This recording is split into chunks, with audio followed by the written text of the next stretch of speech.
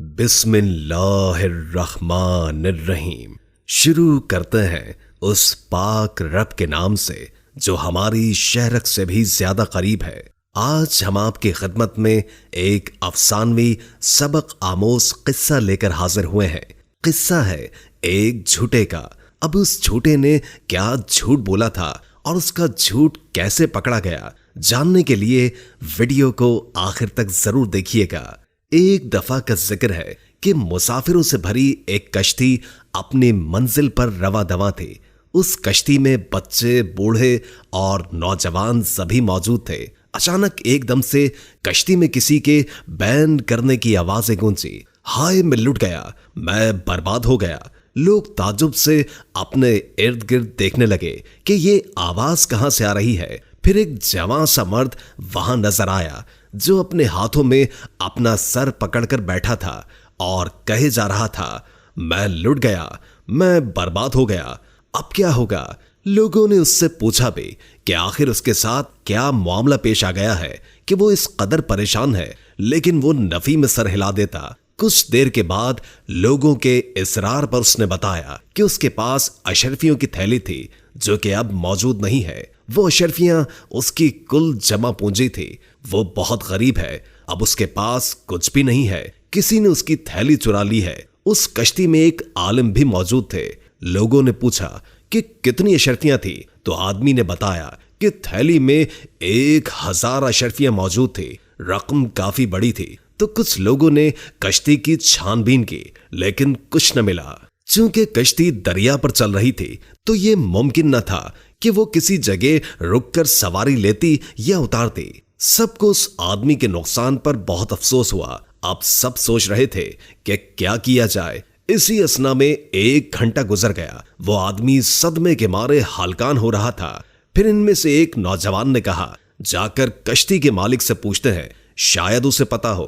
پھر کشتی کے مالک کو بلوایا گیا۔ مالک کو سارا معاملہ بتایا گیا تو اس نے اس آدمی سے پوچھا، کیا کشتی پر سوار ہوتے وقت وہ تھیلی تمہارے پاس موجود تھی؟ آدمی نے فوراً اس بات میں سر ہلایا اور کہا کہ جی جناب، اس وقت میرے پاس ہی تھی۔ مالک بولا کہ پھر تھیلی ایسی کشتی میں گم ہوئی ہے، فکر نہ کرو، یہاں ہر کسی کی تلاشی لی جائے گی۔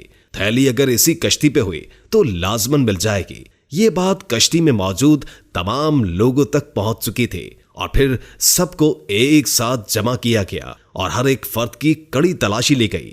کشتی کے 2-3 ملازموں نے دوبارہ سے ساری کشتی کا جائزہ لیا۔ کشتی میں موجود گودام بھی دیکھ ڈالے کہ ہو سکتا ہے کہ وہاں کسی نے چھپا دی ہو، لیکن اشرفیوں کی تھیلی نہ ملے۔ اور پھر سب اس آدمی پر غصہ ہوئے اور طرح طرح کی باتیں ہونے لگی۔ زیادہ تر کا ماننا تھا کہ یہ آدمی جھوٹ بول رہا ہے اور خواہ خواہ سب کو تنگ کر رہا ہے۔ بہت سے لوگوں نے اسے ملامت کی۔ کسی نے کہا کہ جھوٹے پر اللہ کی لعنت ہوتی ہے، اور کسی نے اسے مکار کہا، اور پھر سب اپنی اپنی جگہ پر جا کر بیٹھ گئے۔ پورے سفر میں اس آدمی کو لوگوں کی حد تک آمیز نظروں کا سامنا کرنا پڑا اور وہ اپنا منہ چھپاتا پھر رہا تھا۔ معاملہ یہ تھا کہ کشتی پر سوار ہونے کے بعد یہ آدمی ایک عالم کے ساتھ بیٹھا تھا اور کشتی کے چلنے کا انتظار کرنے لگا۔ اسی انتظار میں اس نے عالم سے گفتگو کا آغاز کر لیا تو عالم نے اسے کچھ نصیحتیں کی اور اسے رسول اللہ صلی اللہ علیہ وآلہ وسلم کی احادیث کا بتایا۔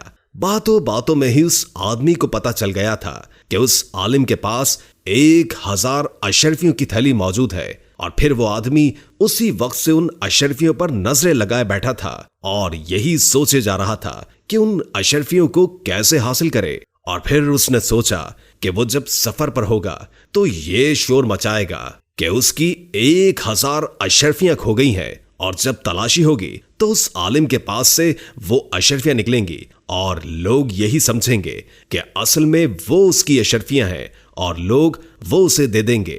ادھر اس کا لاہ عمل دھرا کا دھرا رہ گیا، کیونکہ عالم کی بھی تلاشی لی گئی تھی اور ان کے پاس سے اشرفیاں برآمد نہیں ہوئی تھیں۔ اسے اس بات پر تعجب ضرور ہوا تھا۔ اسی وجہ سے سب لوگوں کو شدید پریشانی اٹھانی پڑی اور بلا وجہ سب کی تلاشی لی گئی۔ کشتی اپنی منزل پر جا کر رک گئی۔ جب سب لوگ ایک ایک کر کے کشتی پر سے اترے تو وہ آدمی عالم کی طرف بھاگا اور انہیں روکا، پھر کہنے لگا، آپ کے پاس 1000 اشرفیاں موجود تھی نا؟ تو عالم نے کہا، ہاں میرے پاس ہی تھیں۔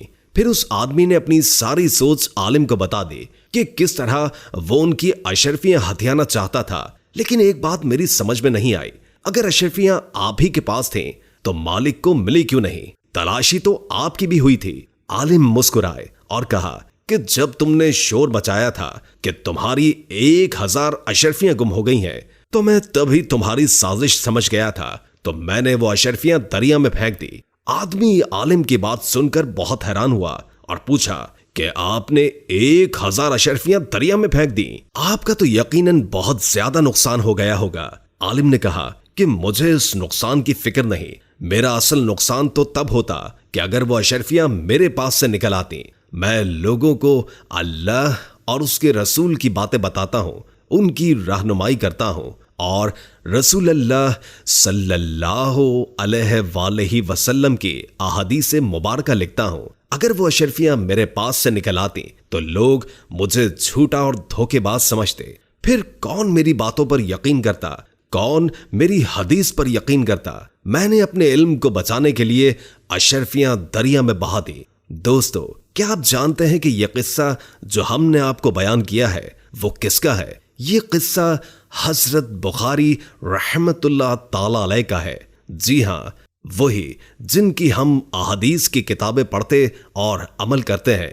حضرت بخاری رحمت اللہ تعالی علیہ نے اس قصے میں خود کو پرے رکھا، اپنے دنیاوی نقصان کی فکر نہ کی، بلکہ ان کو اپنی آخرت کی فکر تھی، ان کو اپنے علم کی فکر تھی۔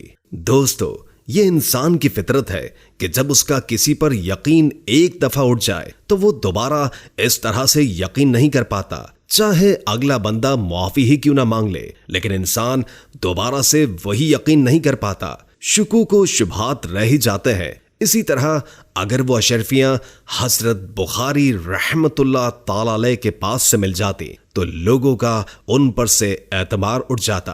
اس کے بعد وہ چاہے جتنی بھی علم کی باتیں کرتے، لیکن لوگوں کو ہمیشہ ان پر شک رہتا، اور یہ بھی ہو سکتا تھا کہ لوگ ان کی باتوں پر یقین کرنا ہی چھوڑ دیتے۔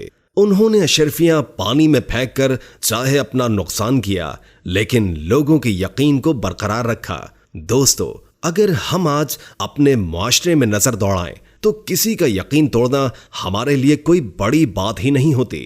ہم کتنی آسانی سے کسی کو دھوکہ دے دیتے ہیں اور ہمیں یہ بھی نہیں پتا ہوتا کہ ہمارے اس دھوکے نے دوسرے انسان کا کتنا بڑا نقصان کیا ہے۔ ہمیں اللہ تعالیٰ سے ہمیشہ گناہوں سے پناہ مانگتے رہنا چاہیے، کیونکہ کبھی کبھی ہمیں خود بھی نہیں پتا چلتا اور انجانے میں اگلے بندے کا نقصان کر جاتے ہیں۔ دوستو، ویڈیو اچھی لگی ہو تو لائک کر کے شیئر کر دیں اور کوئی اچھا سا کامنٹ کر دیں۔ اللہ تعالی ہم سب کو اپنی حفظ و امان میں رکھے۔ جزاک اللہ۔